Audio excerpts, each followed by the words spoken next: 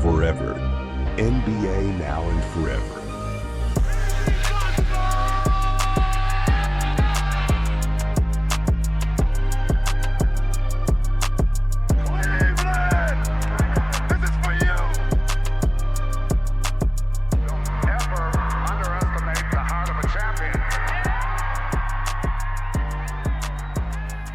Et bonjour à toutes et à tous sur ce nouvel épisode de Forever, et je viens de voir que j'ai pas changé le titre de l'intro.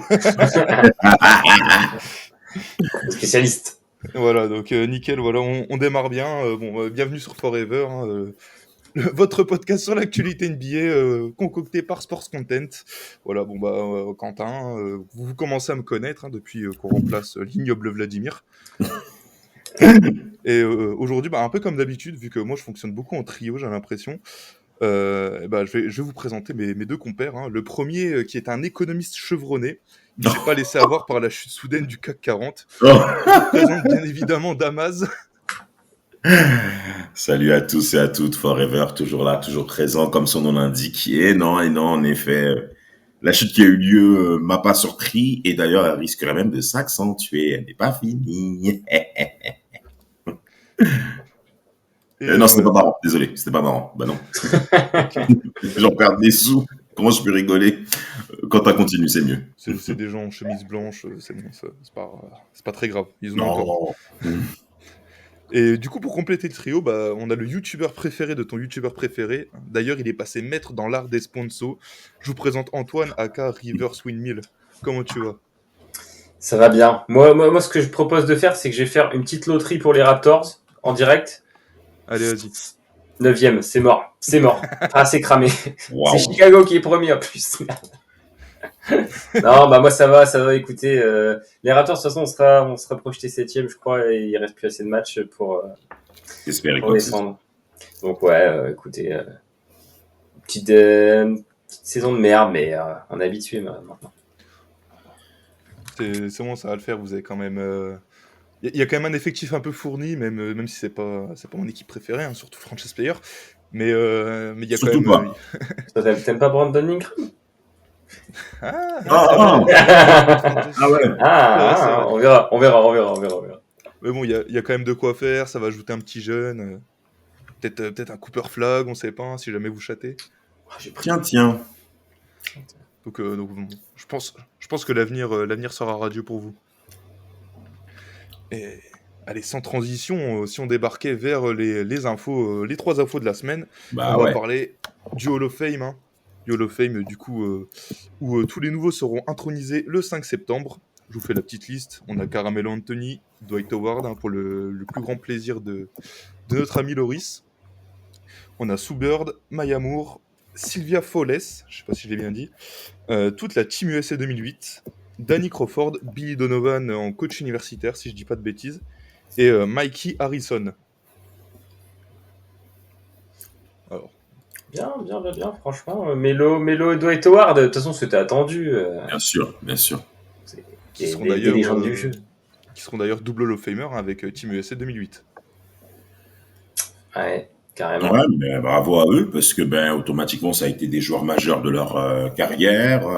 C'est la génération des LeBron James qui commence aussi à être couronnée, parce qu'ils viennent à peu près tous de la même promotion, à peu près pour une année pour Dwight Howard qui a été drafté en 2004. Mais soyons clairs, les noms qu'on a cités, même que ce soit même pas par rapport à Billy Donovan, la team 2008 qui était la Ranging Team, je crois, là. Après la folie de 2004 et les bêtises qu'ils ont fait en Grèce lors des Jeux 2004, non, c'est tout simplement logique.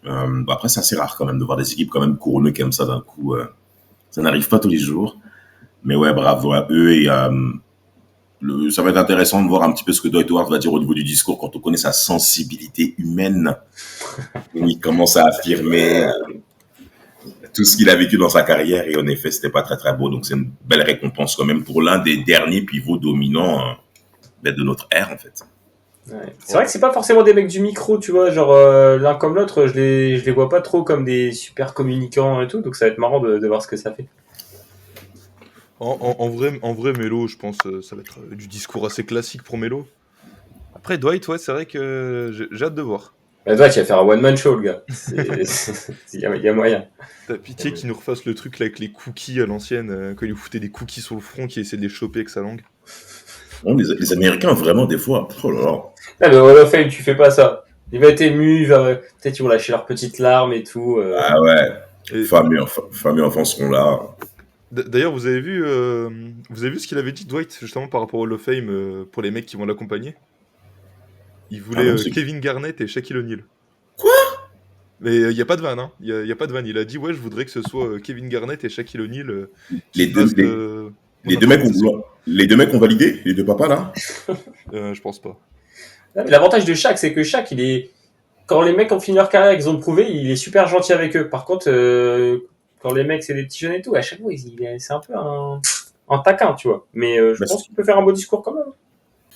Ben, c'est quand même étonnant de la part de Dwight Howard. Ça prouve un point de sa personnalité sur le fait à ce qu'il ne tienne pas rigueur à Shaquille O'Neal et à Kevin Garnett, après que les deux l'aient quand même pas mal critiqué, hein, que ce soit pendant leur carrière ou même après leur carrière, sur l'attitude de Dwight Howard durant sa période de dominance dans la ligue. Magic, Lakers et consorts et après. Donc Dwight, si en effet les deux noms que tu as évoqués comme quoi ce seraient les deux qui l'accompagneraient au statut de Hall of Fame, ça prouve, pour ma part, ça prouve quand même sa grandeur. Ça veut dire que les mecs m'ont clashé pendant bon nombre d'années, mais je sais ce qu'ils valent en termes de basket pur, je sais ce qu'ils valent en termes d'exigence sur le très très haut niveau, et le fait de les appeler eux, ça prouve quand même que le mec, c'est pas un rancunier, vraiment. Et Dieu sait qu'on a vu dans ce sport, dans cette discipline et dans d'autres secteurs d'activité que la rancune, ce qu'elle peut produire. Donc ouais, là-dessus, Dwight, bravo à lui, quoi. Cependant, nous, on peut dire, je pense à l'unanimité, je me permets de parler pour vous, messieurs, vous me corrigerez, on attendait beaucoup plus de Dwight Howard. Oui. Alors, ouais, c'est peut-être aussi le départ d'Orlando. S'il était resté, on peut se demander sur ce qui se serait passé, tu vois, mais c'est pareil que pour Shaq, c'est pareil pour plein de joueurs. Quand tu changes d'environnement, soit tu vas faire mieux, soit tu vas faire moins bien. C'est rare que le joueur il reste sur constant. Et là, Dwight, ça s'est un peu mal passé, on va dire ça comme ça. Shaq, ça avait cliqué aux Lakers.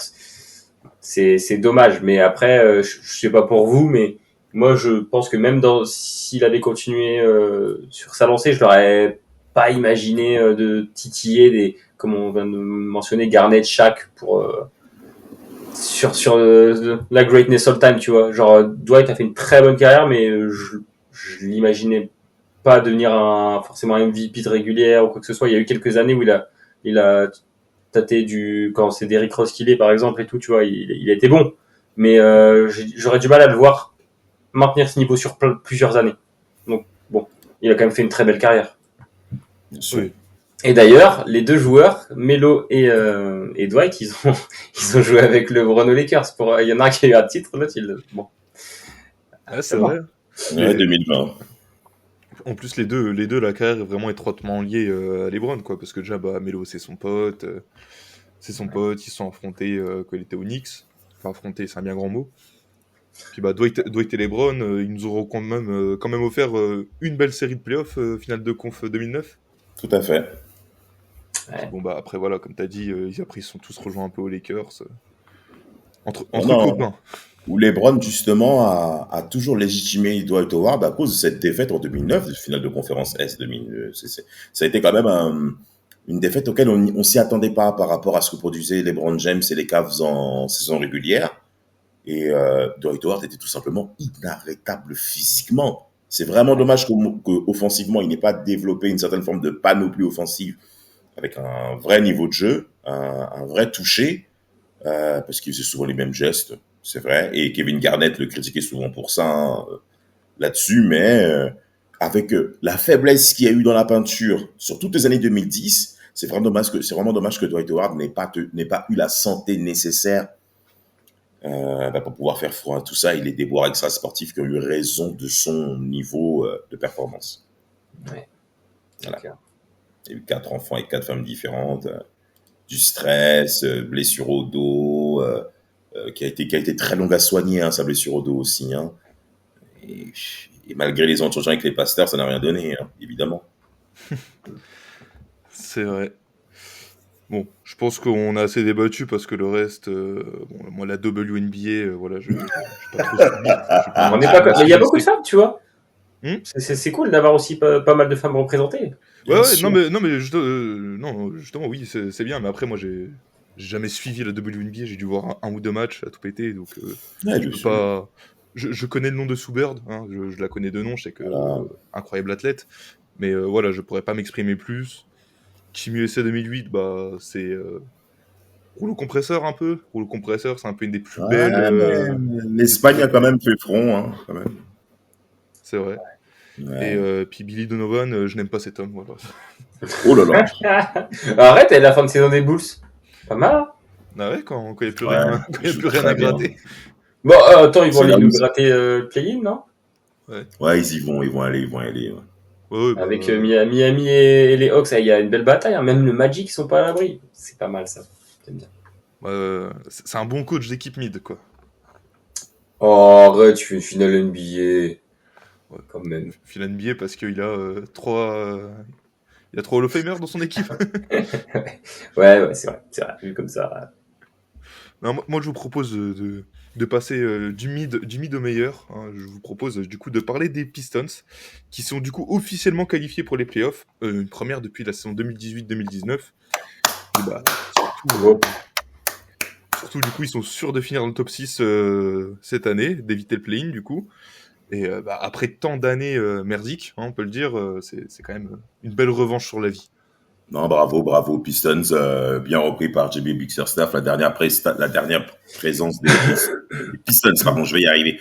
Ça datait de l'ère de Blake Griffin, qui s'était reconverti comme un espèce de point forward avec beaucoup de passes décisives, un jeu beaucoup plus large maintenant, et non, donc là, les Pistons ont fait corps toute cette saison avec un collectif qui est assez uni, on va dire, au niveau du vestiaire. Ça s'est prouvé notamment par les innombrables disputes qu'ils ont eues avec les équipes adverses et qui s'identifient pas mal comme étant une équipe auquel personne nous touche, personne nous fait du mal. Et inconsciemment, ça a créé une espèce d'identité collective auquel Bickerstaff, qui a été viré par les Cavs l'été dernier malgré moi, prend quand même une belle revanche là-dessus. Ça prouve quand même parce que c'est un coach de qualité. Après, bien entendu, il y a des individualités qui ont clairement émergé en parlant de Cade Cunningham qui fait pratiquement sa meilleure saison en carrière. Certains membres de Forever, très chers auditeurs, estimeraient que Cade Cunningham est dans le top 3 des meilleurs meneurs de la ligue.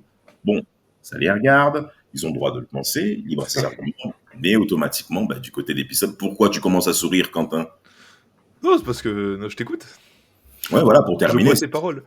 Ah d'accord, ravi. Donc je ne vais pas dire que je les partage, hein. Mais bon. En tout cas, les Pistons, bravo à eux. Cette force collective est clairement évidente et surtout des progrès incroyables à 3 points. Donc de très très bons transferts qu'ils ont fait l'été dernier.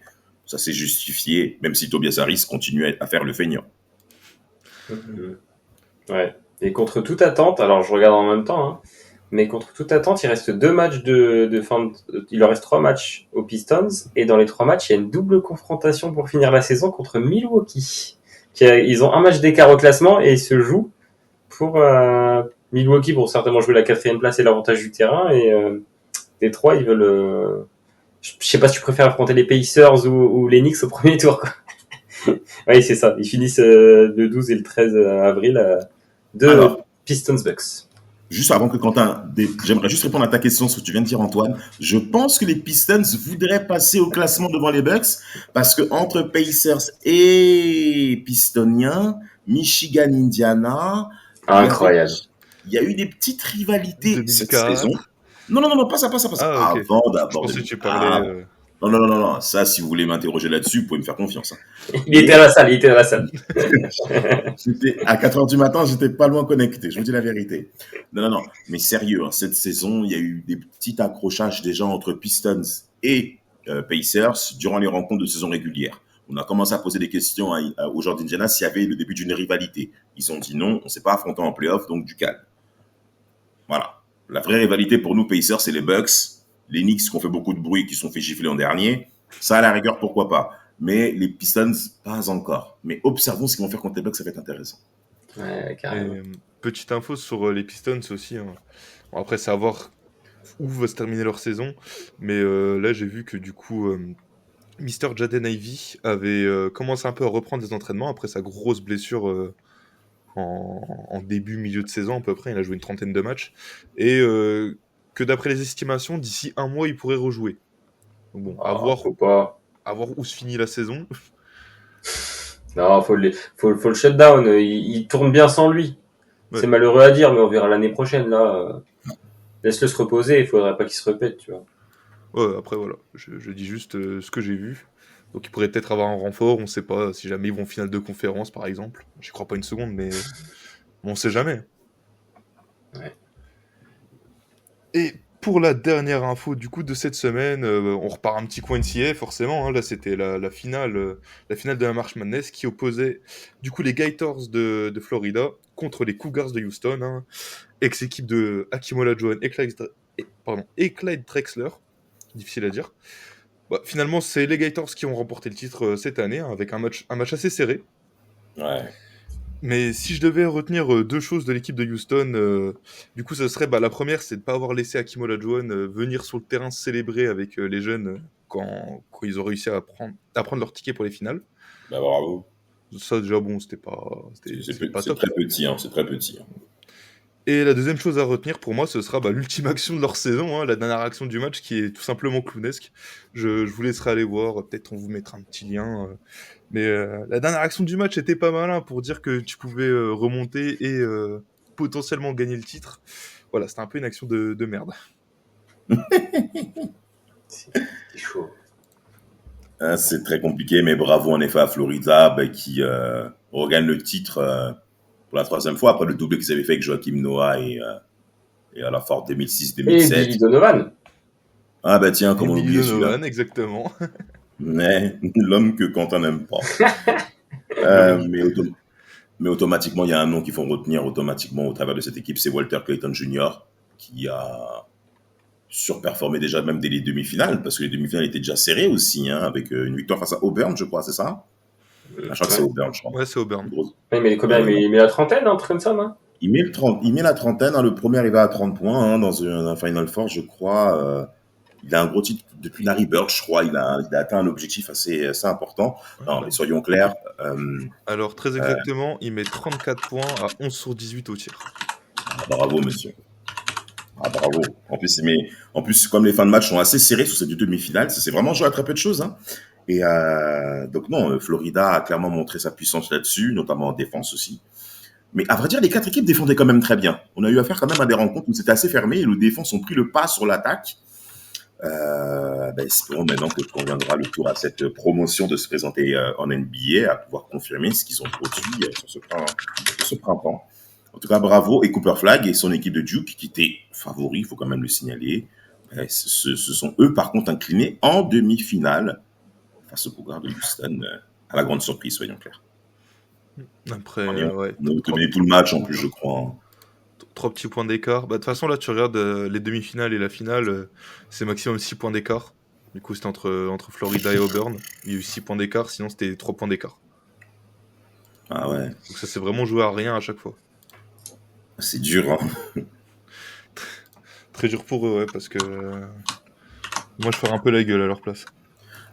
Pour dire à tel point que c'est important aux États-Unis, le sport universitaire en général, c'est que même à la Ford a déjà s'est exprimé sur la victoire de Florida en évoquant qu'il était extrêmement fier de cette performance. Les gars, malgré 15 ans ou 17 ans de carrière, ils ont toujours le cœur attaché à leur université. Et à la Ford l'a encore une fois démontré, voire même d'autres personnes, c'est sûr. Tu regardes, je parlais d'Hakeem Olajuwon. Le mec, c'était il y a une belle paire d'années quoi, qu'il était là-bas, et puis il était en courtside pendant toutes les demi-finales et la finale. Peut-être même avant, mais j'ai pas noté. Mais voilà, le mec est toujours présent alors qu'il a eu le temps de faire sa carrière NBA, et puis sa carrière NBA, elle est finie depuis 24 ans à peu près. Ouais, et les mecs sont toujours là. Ça, c'est beau. Bravo à Florida. Attendons de voir maintenant pour la draft de juin prochain. Ouais, voir où tout le monde va se placer. Mais avant de parler de la draft, faut quand même parler des playoffs. Ouais. Et il faut qu'on aille sur notre petit débat de la semaine. Donc bon, là, du coup, pour le titre, j'ai mis Thunder et Cavs prêts pour le haut niveau, mais en gros, c'est un peu plus, est-ce que ces deux équipes peuvent faire un gros parcours, hein, il y a une discorde, du coup, dans le groupe Forever par rapport à ça. Damas fait partie de ceux qui pensent que les deux équipes vont perdre au premier tour. Non, peut-être pas. Mais bon, ça me dérangerait pas pour les Cavs non plus. Hein, je vous le dis tout de suite. Hein. Mais on va débattre sur ça. Mais Quentin est un peu dur. Et du coup, histoire d'introduire tout ça, ce que je disais avant aux mes deux collègues, je suis allé chercher du coup toutes les équipes à minimum 55 victoires depuis 99-2000, voir un peu où est-ce qu'elles ont perdu, ou gagné, hein, forcément. Et déjà pour le premier tour, il n'y en a pas des masses. Il n'y en a pas des masses. C'est la dernière fois qu'une équipe a 55 victoires en comptant les saisons complètes. Hein, pas de 2011-2012, pas les années Covid. Voilà, histoire de rafraîchir la mémoire à tout le monde. Bon, la dernière fois, du coup, c'était en 2015. Bon, c'était les Spurs, champions en titre, qui perdent face aux Clippers. Il fallait pas le faire. La fois d'avant, du coup, c'était 2013, où là, c'est les Clippers qui ont perdu au premier tour.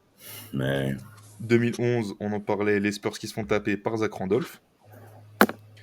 2010, les Mavs. Les Mavs étaient à plus de 55 victoires et perdent au premier tour, avant d'être champions l'année d'après. Face à qui? Les Spurs, je crois. Oui. Ouais. Je te dis oui, mais j'ai pas noté en fait, donc. Ah bon. je te dis oui par procuration. Ensuite, on avait 2008 où il y a eu les Suns et les Rockets qui étaient à plus de 55 victoires qui se sont inclinés au premier tour. Quelle année? 2008. Ah ouais? Ouais. Ils avaient fait n'importe quoi les deux là? Ouais, il me semble que ça perd contre les Lakers et les Spurs, si je dis pas de bêtises, en 2008. Mais pareil, ouais. À vérifier, pareil.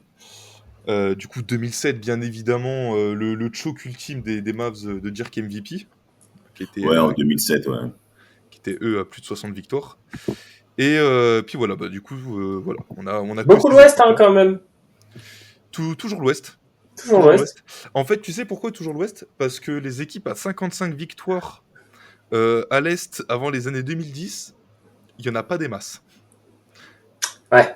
À chaque fois, tu sais, ça s'arrête à 52, 53, 54. Même il y a des années, il y a une seule équipe qui dépasse les 50 victoires.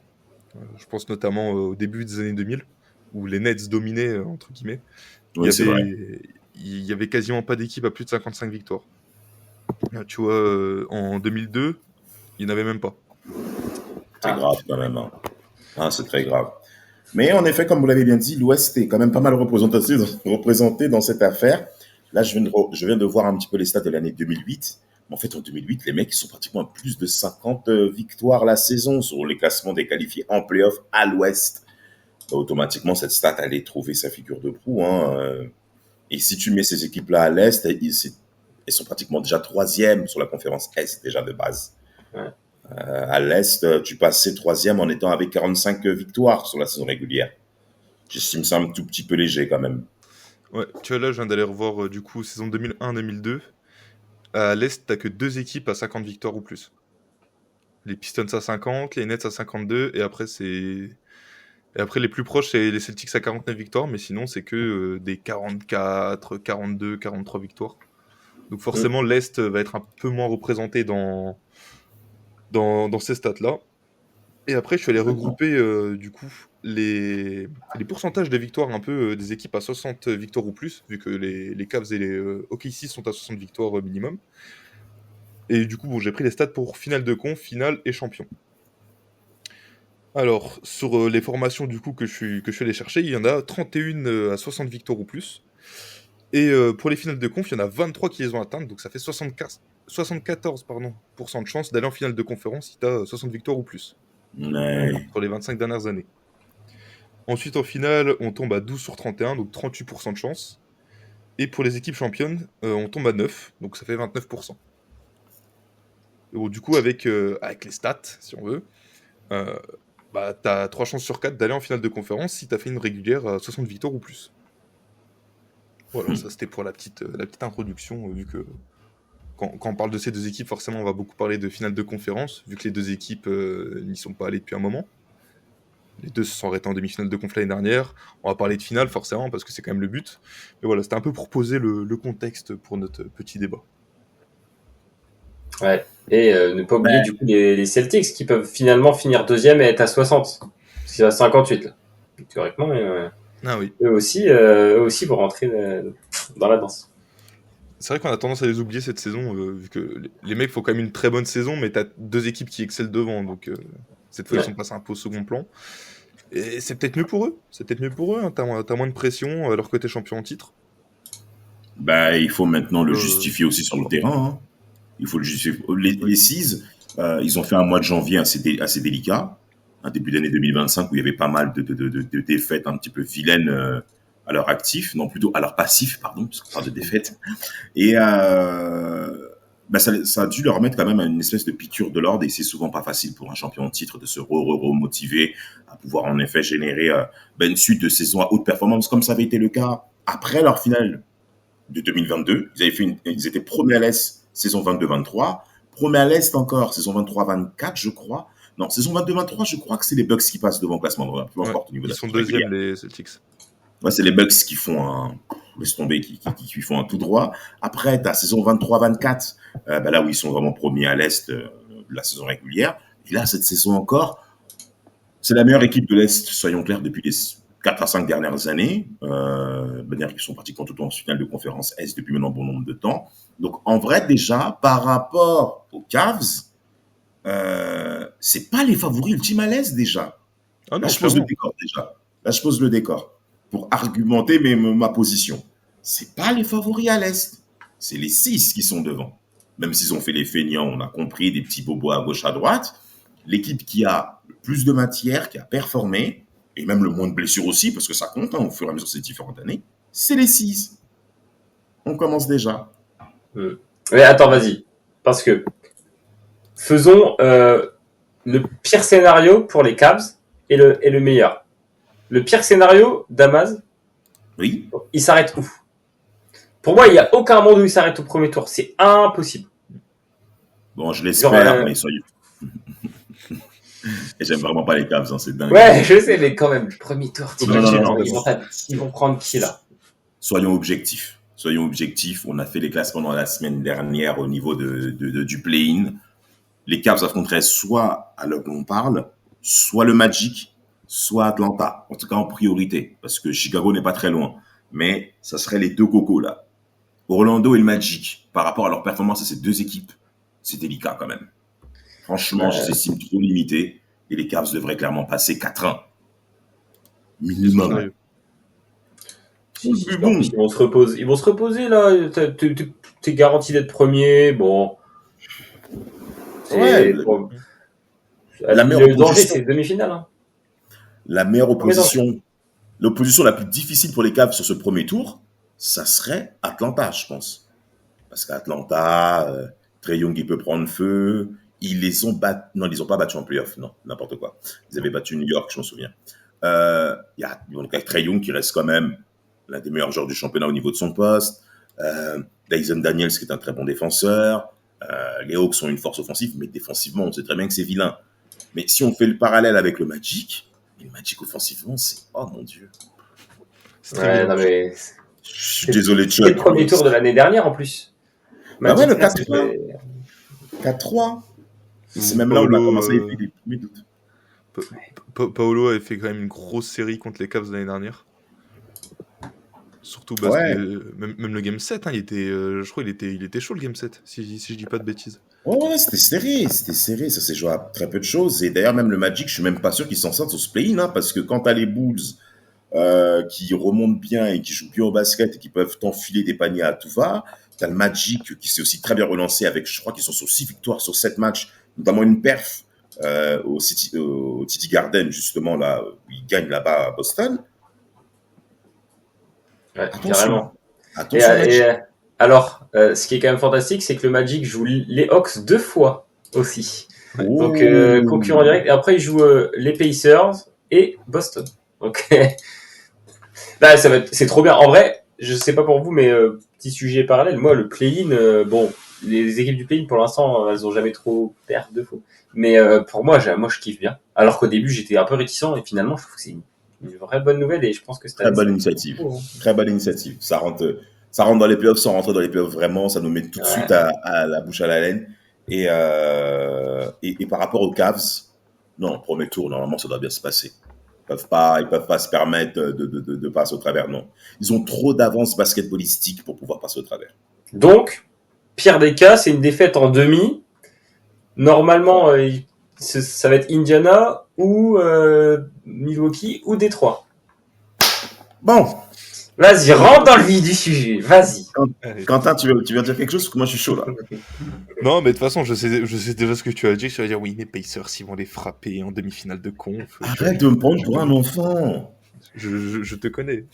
Non, mais pas du tout. Arrête de me prendre pour un enfant. On s'est argumenté aujourd'hui. Franchement.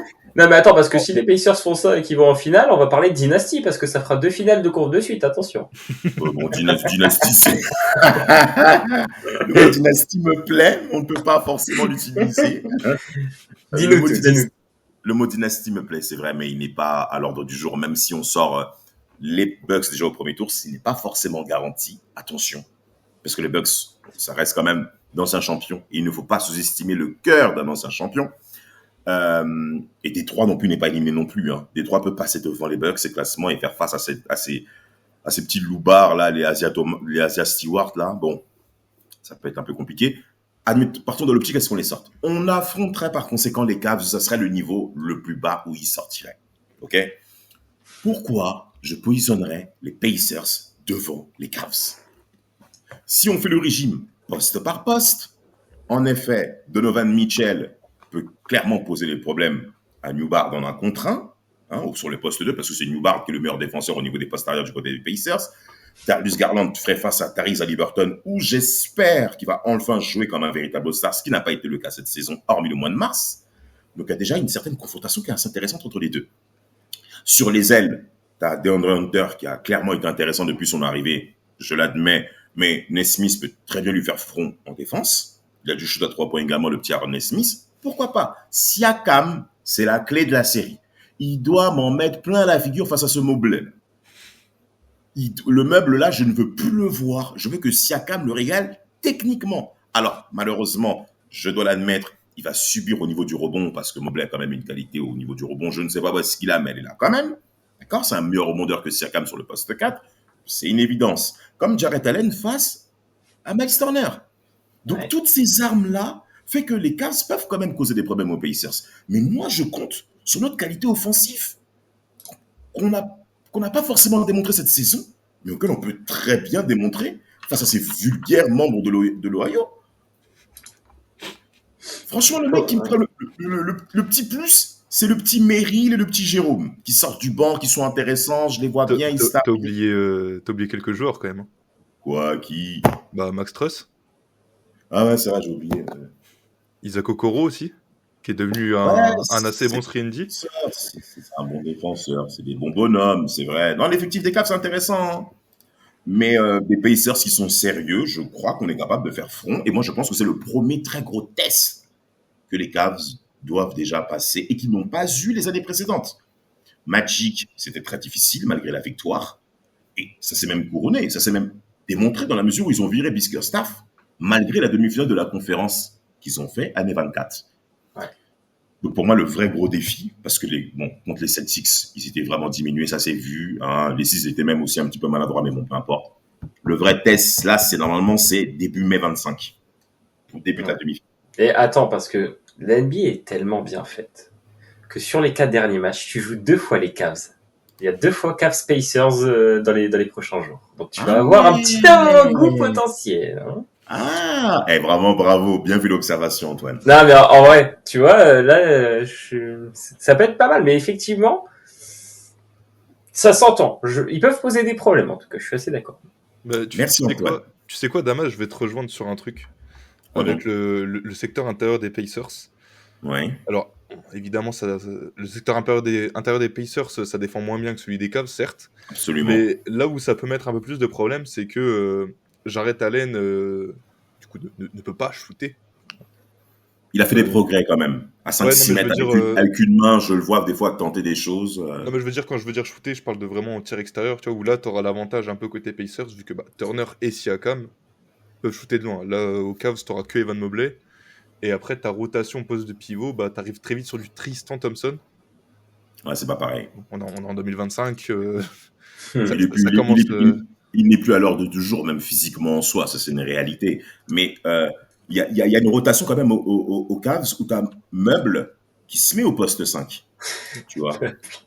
Le Meuble, là, on le met au poste 5. Je le vois bien dans les rotations parce que Thompson, dont tu parles, n'est plus à l'ordre du jour. Mais sur le banc du côté des Pacers, tu as l'espèce de Bryant qui se bat bien aussi, hein, Thomas Bryant, qui a été recruté au cours de l'année, qui fait quand même des choses intéressantes durant la période où Turner était blessé.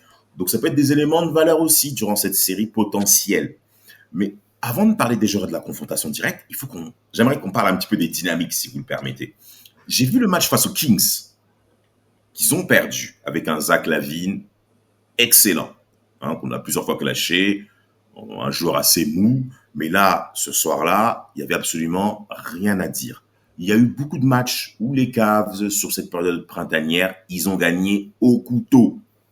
Mais bien à eux, ils ont quand même gagné. Donc psychologiquement, il y a quand même une assurance qui va se dégager sur les fins de match. Et généralement, les Cavs font des deuxième et troisième cartons assez difficiles. À 1h du matin, ça peut m'arriver d'être connecté, de regarder les matchs des Cavs.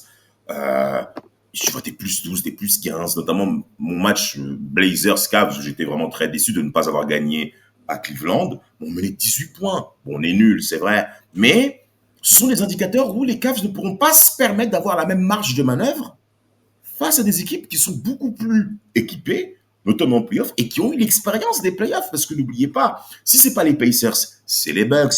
Les Bucks, je suis désolé, ils sont moins forts, mais ils ont les mecs. Et ils espèrent le retour de Damian Lillard. Ça, j'y crois pas trop au retour de Lillard parce que j'ai vu justement que ça en parlait. Mais je me dis, en fait, le retour me semble un peu prématuré vu ce qu'il a. Alors, ok, c'est pour ceux qui suivent pas, il avait à peu près la même chose que Wemby, mais lui vers la cuisse, mollet, je sais plus. Enfin bref, au niveau de la jambe. Ouais. C'est assez compliqué leur truc là. Mais moi, en fait, du coup, là où je comprends pas, c'est comment est-ce qu'il peut déjà revenir, en sachant que normalement, c'est de la prise d'anticoagulants pendant quelques temps, interdiction de se déplacer en avion, tout ça. Donc, moi, je suis un peu dubitatif sur le retour de Lillard. Après, je suis pas médecin, hein, mais je suis un peu dubitatif là-dessus. Et puis, quel Damian Lillard tu vas récupérer? C'est ça le truc aussi. Si c'est au deuxième tour, déjà. Bon. C'est dans le deuxième tour. Si ça fait une série en 7, t'arrives vite début mai, ouais, c'est ça. C'est début mai, hein. C'est 2 semaines, un tour de playoff. Et on peut pas nier que Giannis peut faire un boulot au premier tour et quand même seul, ou pas seul, mais genre majeur sur ses épaules, tabasser une équipe en face, que ce soit les Pacers ou les Pistons. Il est capable. Et ensuite, après, à voir. Mais face au si c'est un Bucks Cavs, ça c'est une match-up un peu bizarre quand même, tu vois. Ça me paraît pas impossible que les Bucks passent aussi. Je vois ce que tu veux dire, Damas, dans le sens où ils ont fait une saison régulière de fou, mais il y a eu beaucoup de matchs, fin de match où ils gagnent. Là où quand t'arrives en playoff, les défenses elles vont se regrouper et peut-être que ça va pas passer de la même manière. Hein. Mais les Cavs, pour moi, je pense que à mon humble avis, c'est finale de conf minimum. Ils doivent normalement le faire vu la saison qu'ils ont faite, ce qu'ils ont produit. Automatiquement, il y a un nom qu'on va refléter dans tout ce collectif. C'est Donovan Mitchell, où il est temps qu'il se positionne comme étant un poste majeur de cette ligue. Et ces playoffs 2025 sont bienvenus pour cela. Il a très souvent performé durant les saisons régulières, notamment les Jazz quand ils ont fini premier à l'Ouest saison 21. C'est tout à son honneur. Mais là, il est temps dorénavant qu'il puisse performer clairement en playoff et qu'il se démontre par la victoire en étant un élément majeur sur cette victoire. J'estime que pour ma part, ça va flopper, mais il est capable de prouver le contraire cependant. Et puis sortir les Celtics. Les Celtics sont à un niveau bonne santé, concentré. Je suis pas sûr qu'il y ait quelqu'un dans la ligue même qui est capable de faire front pour 4 victoires de suite. Ils ont la pression, les Cavs. Là où on reviendra sur OKC, mais moi je trouve qu'OKC l'ont un peu moins, parce que l'année dernière, ils ont déjà fait une grosse saison. Les Cavs l'année dernière, c'était poussif les playoffs, tu vois. Alors que je pense qu'ils ont une forte pression, et surtout Donovan Mitchell. Je pense que si Mitchell, comme tu as dit, élève son niveau de jeu, je pense que les Cavs peuvent marcher sur pas mal de gens. Sinon, ça va être dur.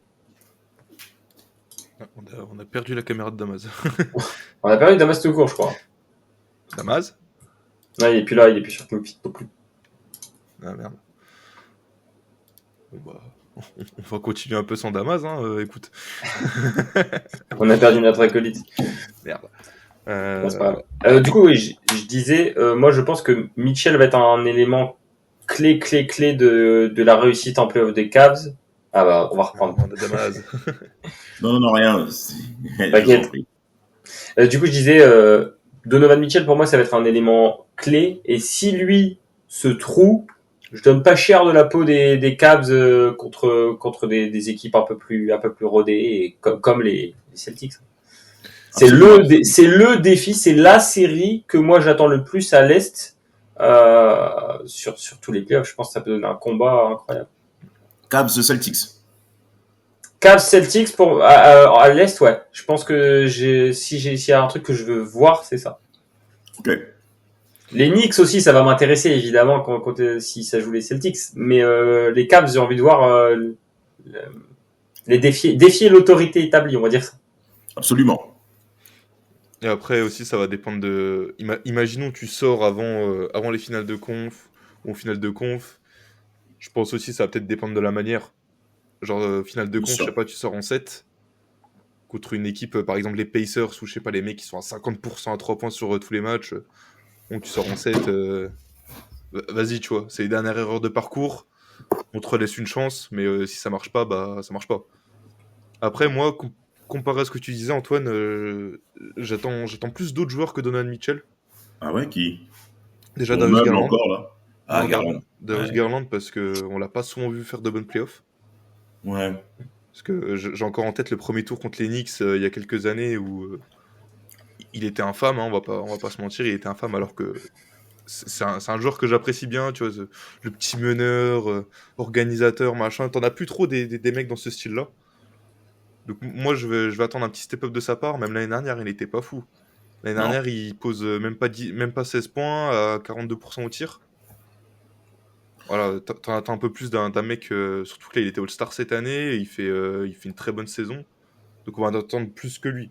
C'est bien que tu parles de ça parce que Garland, l'été dernier, il faisait la bouche pour pouvoir bénéficier d'un contrat beaucoup plus conséquent, hein, avec les playoffs qu'il a fait et tout. Il a quand même rouspété. On a vu, soi-disant, qu'il y avait des échanges avec Donovan Mitchell à ce sujet-là, qui devait trader, qui devait rester, comment jouer, comment organiser tout ça. Alors, ce que j'ai vu, ça, c'est Mitchell lui-même, cet été, qui avait démenti toutes ces rumeurs. Il n'y a pas de fumée sans feu, hein. Oui, après, je suis d'accord avec toi, mais c'est pour dire que le vestiaire est quand même resté assez soudé. Bien on leur a pris. Mais ouais, j'en attends vraiment plus de Garland. Parce que Mitchell, globalement, à part ses playoffs contre les Knicks et contre les Mavs, ses dernières playoffs à Utah, là, contre les Mavs où il n'a pas été exceptionnel. Généralement, c'est quand même un mec qui performe au moins individuellement en playoffs. 2020 en tête, mais l'année dernière, il était quand même assez chaud. Hein. Il fait des playoffs à quasiment 30 points l'année dernière. En 2021, quand il sort contre les Clippers, il fait des grosses playoffs quand même si bon, t'as un petit choke contre les Clippers, on va pas se mentir. Ouais, c'était pas prévu. Il y a eu des chokes collectifs. Est-ce que les chokes collectifs, c'était tout d'abord la faute de Donovan Mitchell ou celle de l'équipe autour de lui? J'ai envie de dire que là, cette année, c'est un peu nous répondre. Ouais, c'est vrai. Je suis entièrement d'accord avec toi. Même si en 2020, tu vois, j'ai envie de l'excuser parce que le mec fait quand même un premier tour de fou. Ouais. Ça se joue à tellement peu de choses face à Denver dans la bulle, là. Ouais. Puis il était encore jeune, là, il n'y a plus cette excuse. Moins. Ouais. Il a quasiment tous les ans, il les a fait les playoffs, oui. Tu vois, on peut pas dire, ça vient d'arriver. Attends, je crois qu'il a jamais raté les playoffs dans sa carrière. Ouais, c'est ça, il a jamais raté les playoffs. Donc tu vois, moi je l'attends au tournant.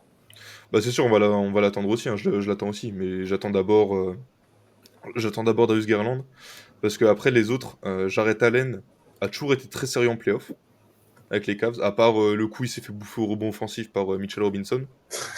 Ouais. Non mais faut le dire, tu vois, il a été soft sur ce coup-là, mais après il s'est très bien repris l'année dernière. De toute façon, à partir du moment où il est blessé, tu vois la différence.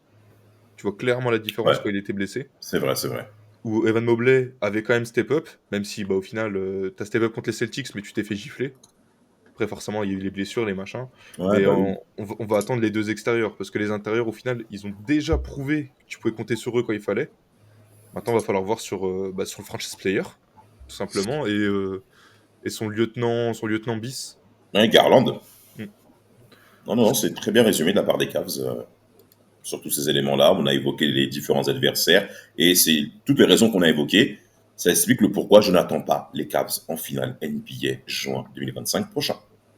Donc Boston, pas de Knicks, pas de. Non, d'abord les Pacers. Nous, on doit passer. Ouais, en finale NBA. Je te le souhaite, franchement, je te le souhaite. Non, subjectivement parlant, c'est ce que je voudrais, on est d'accord, ça normal. est clair. Mais objectivement parlant, c'est les 6 qui doivent se permettre de dominer sur la ligue. Et aussi, on les attend parce que les victoires qu'ils ont faites, la victoire qu'ils ont eue en 2024, ils ont gagné dans des circonstances où il faut quand même l'affirmer, les adversaires n'étaient pas forcément au niveau, non pas en termes de jeu, mais il y a eu beaucoup de blessures de la part des adversaires à gauche, à droite. Contre les Pacers, il y a eu la main mise, c'est vrai, mais on avait vu que les Pacers ne s'attendaient même pas à arriver en finale de conférence 24. Ils ne s'attendaient pas à être là. Ça s'est vu, bien que l'opposition était quand même intéressante. Là, l'année 25, ils pourront plus se cacher derrière l'effet de surprise, tout ça. Non, là, c'est maintenant ou maintenant.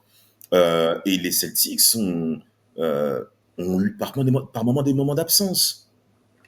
Mais les mecs, ils ont un roster qui est tellement fort qu'en 5 minutes, ils peuvent parfaitement défendre et après te mettre un plus 10, un plus 15. Il y en a vu cette année, ils ont dépassé un record à 3 points, je crois. Un jeu dégueulasse, mais bon. Ça leur suffit pour gagner. Moi, cette année, s'ils sont sérieux à appliquer, je ne vois pas qui peut les confronter à l'Est. Surtout que ça a progressé de leur côté aussi. Hein. Tu regardes Peyton Pritchard, juste ça, tu vois. Jalen Hurts, il était bon en playoff, et là, cette année, il a fait la saison régulière, elle est pour moi. Allez, on y va, les gars. Ouais. Et même Derrick White, tous ces mecs-là, qui a aussi, lui aussi progressé, hein, Derrick White, qui est devenu encore une fois. Même au scoring, il a eu des progrès. À la passe, en défense, on savait déjà qu'il était très, très bon. Non, il y a trop d'éléments majeurs pour que les 6, selon moi, soient bousculés. Il faut montrer autre chose que la part des adversaires.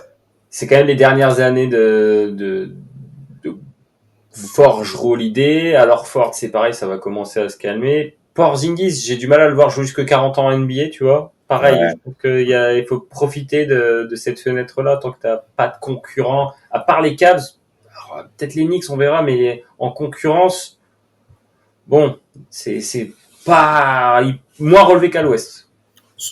Ah ben, ça Quentin Transition. Voilà, c'est Quentin décidé. Transition. Bon, j'avais encore des trucs à dire, mais. Vas-y, t'inquiète. Non, je voulais juste des Cavs, défends ton beefsteak. Non, mais je voulais juste finir sur l'opposition possible Cavs-Celtics, où là, sur la saison régulière, ils sont à 2-2. Ah ouais, c'est pas 2-1 2-2, je crois, si je dis pas de bêtises, ou 2-1. T'as peut-être raison. Si je dis peut-être des conneries.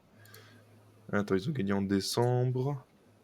Ils ont gagné il y a pas longtemps aussi, j'ai vu. Ouais, ils ont gagné à Boston. Ils ont gagné en février. Attends, faut que je les retrouve. Je crois qu'à 2-1, je crois. En plus, c'est pas la même division, donc... Ouais, mais t'as raison. Il y a des probabilités à ce qu'ils s'affrontent 3 fois. Ah non, c'est 2-1. T'as raison, c'est 2-1. Et les Celtics, quand ils ont gagné, c'était In-Season Tournament, ils ont gagné que de 3 points. Ouais, ça comptait comme un match de saison régulière. Ok. Ouais. Mais en fait, je repensais au match... Tu sais, le match là où les Cavs ils se prennent plus 28 ou un truc comme ça là par les écarts. Puis au final, tu les vois, les mecs, ils sont remontés, mais d'une puissance. Tu vois, les mecs sont arrivés, ils ont fait moment, on va jouer notre jeu. Ils ont joué leur jeu. Puis les Celtics, au final, ont perdu, pas de beaucoup. Parce que forcément, quand tu fous des plus 20 premiers quarts, t'as une certaine avance. Mais tu vois, c'est là où je me dis qu'en fait, une confrontation Cavs-Celtics, au final, il y a beaucoup de gens qui croient pas dans ces Cavs. Tu vois, après, je peux comprendre, vu les dernières années en playoff. Puis vu la domination des Celtics dont on a beaucoup parlé. Mais moi, je donnerais pas les Celtics gagnants à 100%. Tu vois. Je pense que je mettrais les Celtics gagnants. Mais ce serait plus du 60-40, ou même du 50-50 que du 80-20. Quoi. Ben, ça va être intéressant de la manière de voir quel va être le parcours que les 6 vont avoir déjà au premier tour. Même surtout la demi-finale potentielle face aux Knicks. Ça va être intéressant de voir comment eux-mêmes ils vont évoluer durant ces parcours playoffs avant de rentrer dans cette finale de conférence. Si les 6 démontrent les lacunes qu'on connaît, les moments d'absence en termes de concentration qu'on a déjà vu en play-off. Parce que moi, j'estime que c'était la meilleure équipe de la conférence Est depuis 2022. 2023, ils devaient aller en finale, ils ont perdu comme des imbéciles face au Heat. 2024, on a vu. 2022, ils sont allés. Mais même en 2022, comme ils sont allés en finale, il y avait des matchs qu'ils ne devaient pas perdre. Ils devaient pas. Enfin, en tout cas, basketballistiquement parlant, je trouvais que les Celtics c'était une meilleure équipe. Et ça fait des années que les Celtics vont en finale de conférence. Hein. Ils sont si on fait le prorata année playoff et finale de conférence 6, mais je crois qu'on est sur 6 sur 8. C'est. Je crois depuis 2018, parce que Tatum était rookie, donc on va prendre depuis 2018. Ouais, mais même 2017, ils sont en finale. Ouais, c'est vrai. Bah vas-y, c'est quoi, on va prendre depuis 2017 au final. Même s'il n'y avait pas encore Tatum, il y avait déjà Jalen Brown. Brown était là, absolument. Ouais. Ils ont fait 2 fois finale de conf, une demi en 2019, finale de conf en 2020 contre le 8. Après, premier tour, mais la saison, leur saison régulière était infâme, il y a eu des blessures de partout. Ouais, c'était difficile. Après, finale de conf, et puis après, champion. Finale. Bah voilà, tu vois. Que 2 fois au final. C'est ça qui les fait un peu quand même favoris, même avec le bilan en perdu. Absolument. Et encore cette année, ils ont fait 58 victoires. Bon, c'est pas encore fini d'ailleurs. On va dire qu'ils vont en faire 60. Ouais, potentiellement parlant, oui. Parce que de toute façon, là, ils ont un back-to-back bientôt. Je pense qu'ils vont foutre des joueurs en repos pour le back-to-back, surtout que t'affrontes... Oui. De toute façon, peu importe qui t'affronte, t'es sûr de finir deuxième. Voilà, donc ils vont pas se battre pour ça, quoi. Bah voilà, tu t'en fous un peu. La lutte n'est plus là-bas pour les 6 maintenant. Puis je vois tes 2 derniers matchs, c'est contre les Hornets, hein, donc... Bon. Ouais, bon, tranquille. Oui, voilà, t'auras du repos. Et... Non, les Cavs, avec tous ces arguments-là, je te rejoins un petit peu, Quentin, quand même. Ouais. Mais le mot de la fin sur la conférence Est, moi je suis content de ne pas voir les Sixers. Enfin. Pourquoi ? Ils sont sur 12 défaites de suite. Parce que j'aime bien un peu de renouvellement dans les confrontations, changer un petit peu. Les Sixers, ils étaient tout le temps là, mais... toujours à la fois jamais là. Tu vois, un peu de renouvellement, c'est bien. À la fois jamais là. En fait, ce qui est frustrant pour les Sixers, c'est qu'ils n'ont pas réussi à passer ce palier des demi-finales de conférence. Soit c'est le Heat qui les bat, soit c'est les 6 qui les frappent. C'est vraiment... les Hawks. Les Hawks sont 21, c'est vrai, alors qu'ils menaient 3-1, ces imbéciles. Donc, tu vois, il y a tout ça il y a un niveau qui n'a pas été franchi. Et là, cette année, c'est les choix de l'été dernier qui font très, très, très, très mal avec les circonstances qu'on connaît. Bon, en fait, il y a eu un trade, hein. Ils ont pris les Pistons qui étaient au fond du classement à la place. Voilà. C'est clair. Mais moi perso, j'espère que les Cavs ne finiront pas comme les Sixers à ne pas dépasser ce stade des demi-finales de conférence, en tout cas. Ouf. Ah, peut-être le nouveau poisseux de la conférence. Peut-être en vrai, tu vois. C'est possible. Je vais même prier pour ça. Foiré. Ouais, comme Antoine a l'air chaud sur la conférence Ouest depuis tout à l'heure, je vous propose de passer à l'Ouest avec OKC. Et finalement, je me faisais une réflexion. T'as un peu des constructions d'équipes similaires entre les deux. Tu vois, le franchise player, c'est un fort scoreur sur le poste 2. T'as 2 grandes tiges à l'intérieur. Tu vois, ça passe par là, draft. C'est vrai. Donc, Isaiah Hartenstein est quand même bien plus fin techniquement que Jarrett Allen. Hein. Ça, c'est un détail. C'est des styles différents. C'est vrai. Et OKC, du coup, OKC qui fait une encore meilleure saison que les Cavs, hein, alors que les Cavs avaient beaucoup mieux démarré la saison. Ouais, mais de pas beaucoup. Hein. Ouais. Il y a 2 victoires d'écart là quand même. Hein. À la fin, là, il y a de la saison, ils n'ont plus rien à jouer là, c'est tranquille. Du coup, OKC qui est quand même sur 2 défaites d'affilée. Hein, attention, ils sont qu'à 64 victoires. Avec le 2e meilleur net rating de l'histoire. Voilà, excusez-les. Mais ouais, OKC qui a plutôt un bel effectif, je trouve, cette année, hein, où tu as eu les émergences des Aaron Wiggins, des Cason Wallace, des Isaiah Joe sur le banc, Hartenstein qui a fait un beau boulot pour le peu de matchs qu'il a joué. Au final, le petit truc qui va pas, c'est un peu Caruso, au final, qui a pas fait une saison de... fait une excellente saison. T'es un peu dur avec le papier. Non, mais attends, je dis pas qu'il est nul. Je dis qu'il a pas fait une excellente saison, tu vois, c'est pas pareil. On a attendu mieux. C'est vrai. Tu pouvais avoir largement pire que Caruso, hein, genre à l'époque là quand ils avaient qu'ils avaient les autres, là, les Kenrich Williams, les mecs comme ça. Enfin, il est encore là, mais Il est encore là. Hein. il est encore là, mais il joue quasiment plus, quoi. Tu vois, il a joué 65 matchs, mais c'est du 15 minutes de moyenne. Voilà, le mec est là pour les garbage time, quoi. Il y en a beaucoup des garbage time avec. Vous avez Alex Abrines. Ah, putain, c'est vrai. Ouais. Il y avait, comment il s'appelait l'autre là Pokusevski. Ah ouais. C'est Un plus bon lui que je joueur. cherchais. Hein. Un bon joueur de basket. Je sais même pas ce qu'il est devenu, pauvre. Bah, il s'est fait cut par les Hornets. Ouais, déjà, c'est exactement, il s'est fait cut. Et alors, moi, je vais de suite répondre pourquoi je ne vois pas OKC en finale NBA juin 2025 prochain. Moi, je crains à ce que notre petit Jalen Williams et les autres forces offensives du côté d'OKC soient pris dans la masse du type de jeu en playoff dans lequel le jeu ralentit très clairement. Et il y a une équipe automatiquement auquel je pense qu'ils peuvent vraiment leur causer des problèmes. C'est les Lakers, qui sont vraiment une figure quand même assez incroyable parce qu'avec les trois grosses têtes, enfin les deux grosses têtes majeures que compose cette équipe, sans compter les role-players tels que Austin Reeves, clairement causer des problèmes. À l'intérieur, je vous l'accorde, OKC doit clairement s'imposer, mais les mecs ont trop d'expérience, quoi. Et moi, je crains que défensivement, Ça galère un peu. Ben pourtant, OKC défend très bien. Hein. Attention, OKC défend très bien. Ben, Caruso, qui a des séquences de 20 minutes, est aussi très intéressant. Dort, n'en parlons même pas. Il va sans doute être élu dans les meilleures équipes de la Ligue en défense. Ça, c'est une évidence. Dans la All CRS Team. Donc, avec tous ces éléments-là, on pourrait considérer que OKC sont clairement intéressants. Donc, pour ma part, je donnerais au minimum finale de conférence. Non, maximum finale de conférence. D'accord, ok. Ouais, ok, pourquoi pas. Bah, moi, je crois un peu plus à OKC qu'à Cleveland. Enfin, je crois moins au flop du premier tour parce que ils peuvent quand même, avec le play-in de l'Ouest, ils peuvent se taper un premier tour piquant. mais j'y crois un peu plus sur la durée. Je me dis que Shea va quand même faire les perfs de d'habitude, etc.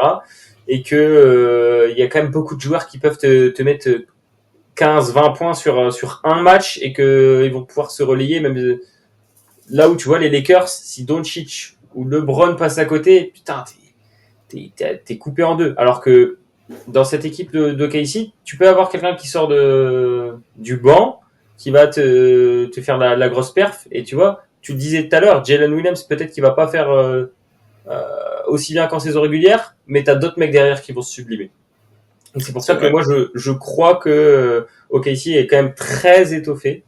Plus armé que l'an passé, hein. Beaucoup plus armé que l'an passé.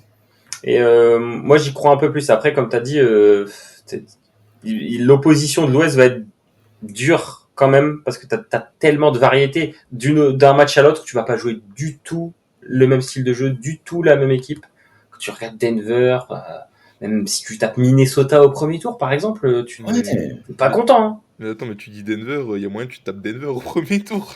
Oui, il y a moyen. Ils ont qu'une victoire d'avance sur les 4 équipes derrière eux. Mais il y a une telle lutte à l'Ouest quand même entre la 8e jusqu'à la 3e place. Parce que je pense que les Rockets, ça va un tout petit. Et encore. Les Rockets, ils sont sûrs de finir top 3. Et si les Lakers perdent ce soir contre OKC, les Rockets sont sûrs de finir deuxième. Le match est où je crois que c'est 2 fois Thunder parce que c'était déjà au Thunder dimanche. Ouais, là c'est au Thunder.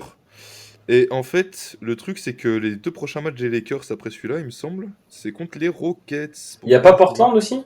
Ah oui, non, ouais, ils font OKC ce soir. Il suffit de voir tout ça. Les Mavs demain en back-to-back. Les Rockets le 12 et après back-to-back aux Blazers pour finir la saison. Ouais, mais les Blazers, ils auront plus rien à jouer presque. Ouais. Les Mavs aussi au final. Hein. Oui, les Mavs aussi. Non, les Mavs ont assuré leur play-in avec 2-3 victoires qu'ils ont eues. Donc, c'est déjà dans la boîte, on va dire. Mais oui, en tout cas, OKC, quel que soit le premier tour, il y aura une confrontation qui sera clairement présente. N'oublions pas le premier tour que l'an passé avait fait OKC avec une suprématie sur New Orleans qui était vraiment impressionnante. Après, 4-0. Après, c'est un peu comme les Celtics, tu vois. Ils arrivent, en face c'est tout cassé. Parce que Zion, il se pète au play-in. Ouais. Après avoir foutu la quarantaine sur les Lakers, match perdu d'ailleurs en plus. Après, là où je vais être d'accord avec toi, Damas, c'est qu'ils ont quand même lock les mecs qu'il fallait, parce que Brandon Ingram, je sais pas si vous vous souvenez de sa série contre Kessie l'année dernière, mais c'était Non, il se horrible. fait boire. Le CRS, que tu l'appelles, l'a clairement rentré dedans et d'autres défenseurs présents dans cette équipe. Donc, ils sont beaucoup plus armés, il y a beaucoup plus de cohérence, et il y a l'expérience même de la défaite face aux Mavs de l'an dernier. Mais comment les Mavs ont battu OKC? C'est dans la peinture. C'est dans la peinture. À l'ouest aujourd'hui, dans la peinture, in the paint, premier tour potentiel. Ça peut être clairement Minnesota, ça peut être clairement le vainqueur du play-in, voire même les Mavs, potentiellement parlant. Non, le vainqueur du play-in, il jouera le 2. Il jouera Houston. Ouais. Là, en fait, ils vont se taper le mec qui a fait soit défaite-victoire, soit victoire-victoire du fond. Exactement. Donc là, je suis en train de signaler toutes les équipes potentielles. Eh bien, s'il faut regarder bien le classement du play-in, chacune de ces équipes ont un intérieur dominant. Davis, Sabonis. Non, attends. Le Thunder. Jaren Jackson. Le Thunder peut se taper que le 7 ou le 8. Ah oui, n'importe quoi. Non. Il t'apprend l'autre. Oui, non, t'as raison, je dis de la merde, oui, c'est l'autre. Parce que là, théoriquement, on va dire, allez, Kings, Mavs, Grizzlies, Wolves. Ah ouais, mais ils sont tous égalités, c'est con. Tous. Ouais, tu peux avoir. C'est-à-dire que même Golden State. Les Warriors, les Clippers. Ouais, mais bref, ils joueront, dans le pire des cas, ils joueront le perdant du play-in qui a gagné soit contre les Kings, soit contre les Mavs. En tout cas, il y a un joueur majeur que j'attends du côté de OKC qui a été blessé longtemps dès le début de saison, c'est Chet Holmgren. Il peut être le facteur X sur cette fin de saison en étant une variété offensive très intéressante parce que son profil n'est pas facile à affronter en 1 contre 1. C'est vrai que physiquement, il a un déficit qu'on connaît. Au contre, il a une vraie présence. Il utilise très bien sa taille. Il a une variété offensive qui est remarquable. Ça, c'est une évidence. Donc, la variété qu'il peut avoir avec Chet Holmgren, avec Shai, mais également avec Jalen Williams, ça peut rendre OKC très dangereux à jouer aussi. Moi, je suis pas sûr que... En fait, il y a encore une marge... Ce qui est dingue avec cette équipe, c'est qu'il y a encore une marge de progression. Il y a encore de l'espace pour qu'ils puissent encore mieux jouer de ce qu'ils produisent. Oui, clairement. Puis ils sont encore jeunes, hein, finalement. Tout à l'heure, on disait, l'année dernière, ils ont quand même fait une très belle saison. Mais tu t'imagines, les saisons suivantes, ils peuvent faire encore mieux. Mais je pense qu'ils sont morts de faim quand même et ils vont vouloir y aller tout de suite. Ouais. Là... Non, la fenêtre, elle est ouverte. Après, là où j'ai un peu plus de mal à voir OKC vraiment s'imposer très loin, quand je dis très loin, je parle de finale NBA, pas de finale de conférence, c'est un peu le style de jeu, tu vois, qu'ils ont, qui est un peu moins collectif quand même que celui des Cavs, je trouve. Ah ouais, c'est vrai, tu as raison. Ouais, je vois. Ouais, c'est vrai, parce que par exemple, Don Hunter, qui peut être une 3e ou 4e option, peut faire très mal. Et à la fin de la rencontre, peut avoir un niveau de points qui est assez intéressant, comme les Merrill, Ty Jerome, même Dean Wade. Ces éléments-là peuvent en effet apporter une variété offensive aux Cavs, mais que OKC n'a pas forcément cependant, quand tu regardes le bon, même si Asia Joe, quand il est bien lancé, il peut vraiment te régaler complètement. Ouais. À 3 points, il a fait des perfs qui sont vraiment impressionnantes au cours de cette saison. Mais hormis les 3 têtes, Shai, Jalen Williams, Chet Holmgren, derrière, tu as beaucoup de shooters à 3 points. Mais c'est défensivement où j'attends que OKC puisse conserver le même niveau de concentration pour qu'ils puissent continuer à performer en playoff. Ça va être incontournable. Mais ils ont quand même, quand tu regardes bien, sur le 3e, si ça démarre maintenant, ils ont 14 victoires d'avance. C'est énorme. Non, les mecs, ils ont mis un coup. Ils en auront 14, 16 là. 16 actuellement sur les Lakers. La différence est énorme. Si tu te foires, oh là là, comment ils vont se prendre une sauce sur Twitter, ça va être incroyable. Non, mais en fait, regardez les équipes. Refaisons un petit peu le point sur les équipes à l'ouest, toutes les équipes qui présentent actuellement. Toutes les équipes, hormis Houston, ont toutes de la bouteille en playoff. Toutes. Même Minnesota, qui a fait finale de conférence ouest l'an passé, est 7e. Ouais. hormis Houston, tout le monde a pris de la sauce en playoff sur ces équipes. Donc, après Houston, l'équipe qui a le moins d'expérience, c'est OKC. Non, mais c'est vrai, quand tu regardes bien. Mais ouais, et ce qu'a très bien fait les Mavs l'an dernier lors de cette victoire en demi-finale, c'est d'isoler Shai avec ses coéquipiers. Et même Shai, pour scorer, c'était pas forcément facile aussi. Mais il a réussi à le faire avec de très très belles actions dont lui seul a le secret. C'est pour ça que moi j'estime que Shai, c'est vraiment le digne héritier de Kobe Bryant à un certain niveau, dans sa manière de jouer. Mais bon, ça c'est un autre sujet.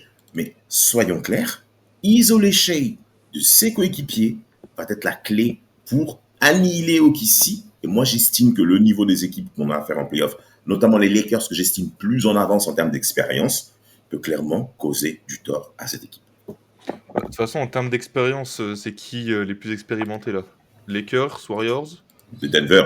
Denver est champion. Même les Clippers, quand tu regardes l'âge des joueurs, c'est tous des darons. Ouais, mais le problème, c'est que ces mecs-là, c'est ce qu'ils sont en bonne santé quand il faut, là. C'est ça le problème. Mais bon. C'est ça qui ils sont sur 4 victoires de suite. Ça préchauffe. Regarde, même Minnesota, c'est 5 victoires de suite. À mon avis, il y a des équipes qui vont se réveiller. Mais ouais, moi, OKC, j'y crois. Bizarrement, j'y crois. Pour la finale NBA. Ouais. Même les Clippers, ça, tu parlais des Clippers. Bon, même si je ne l'aime pas, il faut quand même reconnaître ses qualités. À qui? Kawhi Leonard. Comment ça, tu ne l'aimes pas? Il a été MVP, les Finals MVP dans ta franchise. Ouais, c'est bien, c'était pour Jim Duncan normalement, voilà. Non, mais là, Kawhi est plutôt en forme. Il a été nommé joueur de la semaine, si je dis pas de bêtises. Du Kawhi, du quasiment 25 points, du rebond, il y a de la passe, extrêmement propre. Si cette année, Kawhi Leonard est en forme, c'est pas Jalen Williams, Lugensdorf qui vont l'arrêter. Hein. Il a déjà eu pire sur le dos. Puis il a quand même été très très bon. Donc ça, faut faire attention. Non, je suis d'accord. Après, l'avantage, si tu joues les Clippers, c'est qu'il y a James Harden. Donc, défensivement, c'est vrai que... Ah, même pas ça, tu vois, je pensais plus au choke offensif.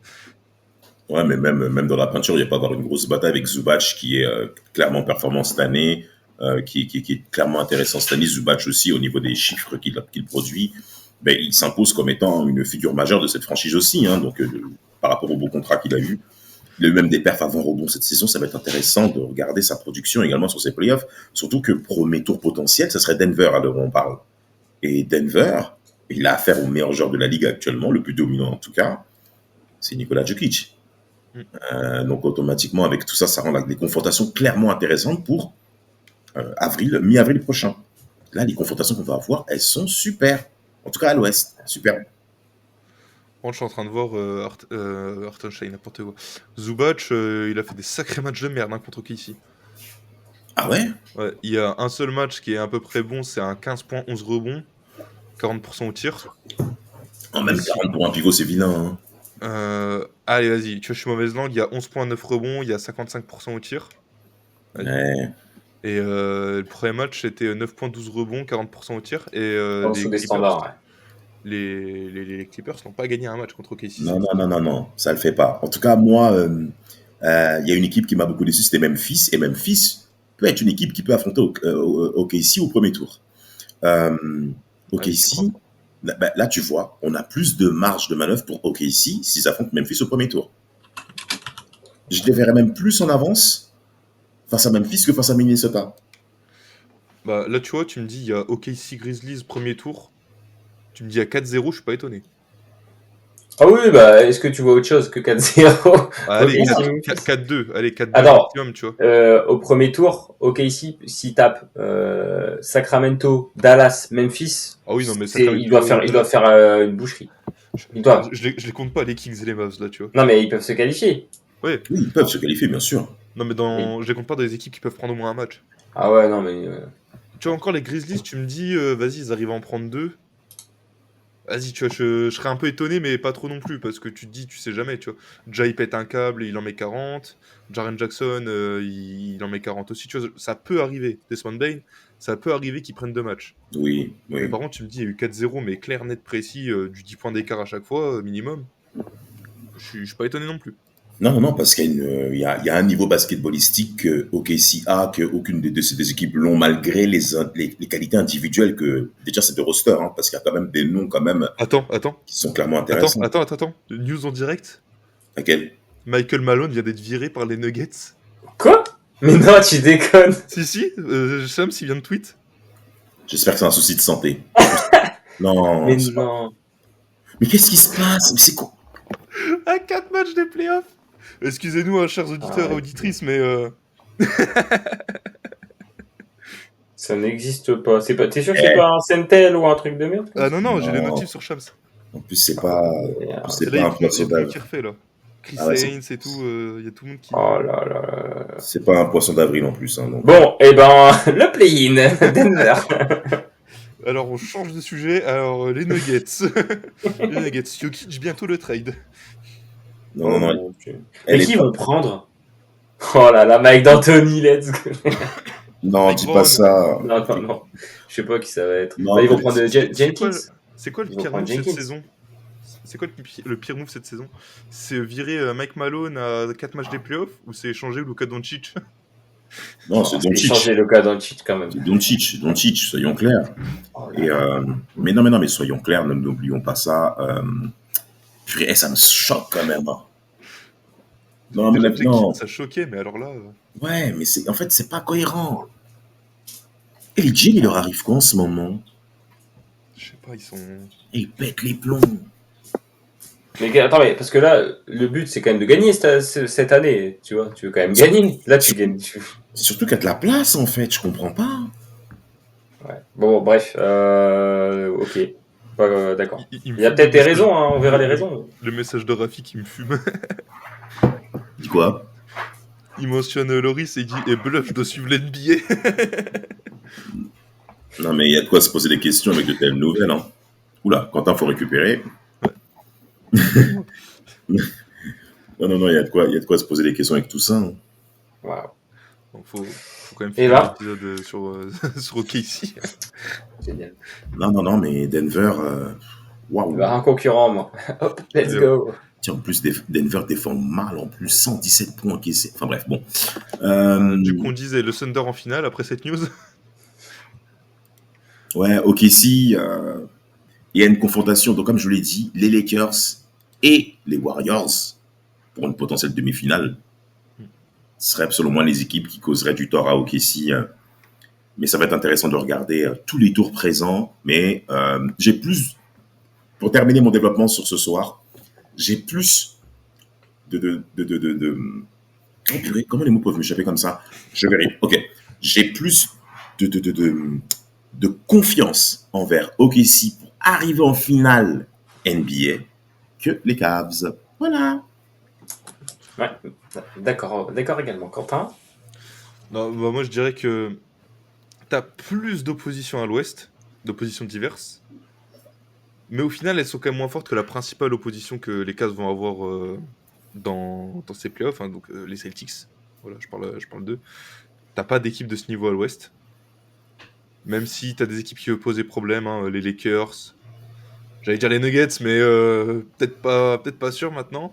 Les Warriors, surtout les Lakers et Warriors. Et aussi, on n'a pas parlé des Rockets. Non, les Rockets, bon, bah, là, ce serait quoi s'ils sont... Là, ils sont quoi? Ils sont deuxième à l'Est, à l'Ouest. Bah, ils affronteraient le premier vainqueur du pays avec Minnesota. Minnesota a un coup à jouer. Mais imaginons les Rockets finissent deuxième et font le taf. Normalement, donc, finale de conférence. Les Rockets sont en finale de conf? Bah, imaginons, tu vois, parce que si tu respectes la logique, ils sont deuxième de la conférence. Imaginons si tout est respecté, ça ferait OKC Rockets en finale de conf. Ça n'arrivera pas, mais bon, on sait jamais. Qu'est-ce qui empêche OKC de mettre 4-0 avec 20 points d'avance à chaque match? À qui? Bah, aux Rockets. Impossible. Non, je pense que ça va en playoff, ça va non, impossible. En fait, OKC n'a pas assez d'avance dans une confrontation directe face à Houston pour pouvoir produire de telles performances. Et même en saison régulière, on les a vus même perdre face à Houston dans les configurations où ça convient à Houston. De la défense, de la dureté, du fight un petit peu. Houston ressemble un petit peu aux Pistons, hein, avec plus d'avance en termes de niveau intrinsèque d'équipe. mais dans les configurations de jeu, dans l'identité de jeu, il y a des choses qui se ressemblent entre les deux. Et Houston a de l'avance. Il reste sur 15 victoires sur 17 rencontres. Hein. Ils ont chacun un jumeau Thompson. Après, là, je suis en train de voir, du coup, les Rockets, ils ont joué 4 fois au KC. Du coup, il y a une victoire il n'y a pas très longtemps, 125-111. Le 3 mars, ils avaient joué au KC qui gagne 137-128. Des gros scores, hein. Ouais. Leur deuxième confrontation de la saison, c'était en décembre. Au KC a mis 111-96 pendant le In-Season Tournament. Belle victoire. Ouais. Et premier match, c'était une victoire des Rockets, du coup, par 3 points d'écart, 119-116. Et même s'il y a 2-2, au final, j'ai l'impression qu'il y a quand même une différence dans les victoires. Tu vois. Mais moi, je crois pas qu'ils vont aller en finale de conf. Houston, je pense que ça s'arrête en demi. Merci, maximum. Oui, grand maximum. Maximum. Et ce sera déjà une belle saison pour eux. Mais c'est peut-être la meilleure progression de l'année. Entre l'année passée et la saison-là, c'est peut-être la meilleure progression. Non, t'as les Pistons. Ouais. Les Pistons sont vraiment passés de nul à chier à bon, et les Rockets sont passés de mid à bon. Ouais, de mid à bon, ouais, c'est vraiment. En tout cas, non. Et Rockets, j'ai dit que les Rockets étaient bons. Ouais. Non, mais si les Rockets, oui, mais là, il s'agit de ton objectif. Si les Rockets passent déjà un tour de playoff, après, ils sont en roue libre.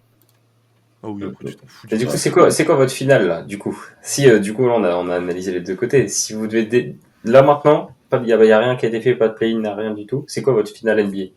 Allez, vas-y, commence, Quentin. C'est toi qui organise, quand même. Eh oui. Moi, je pense que les Cavs ont vraiment leur coup à jouer pour aller en finale.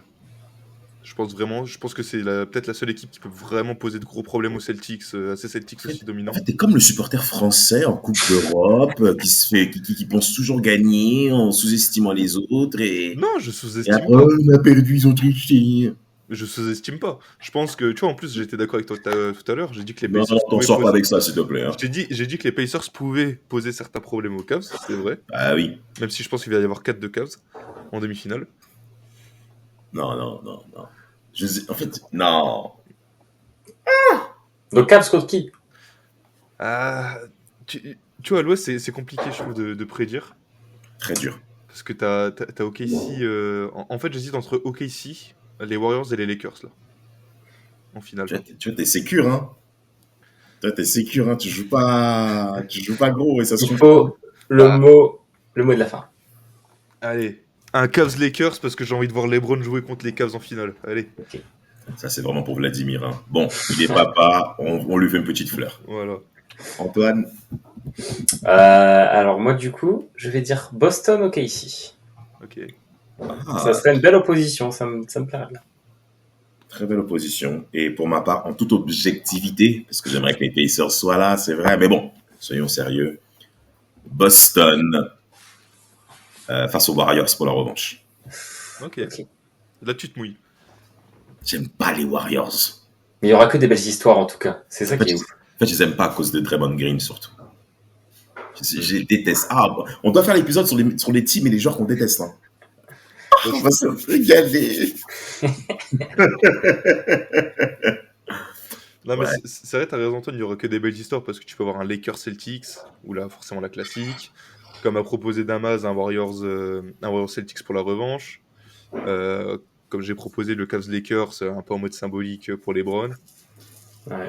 Même Cavs OKC au final, tu vois, ce serait. Minnesota, New York, avec le trade, il y a que des belles histoires. Minnesota sortir de l'Ouest.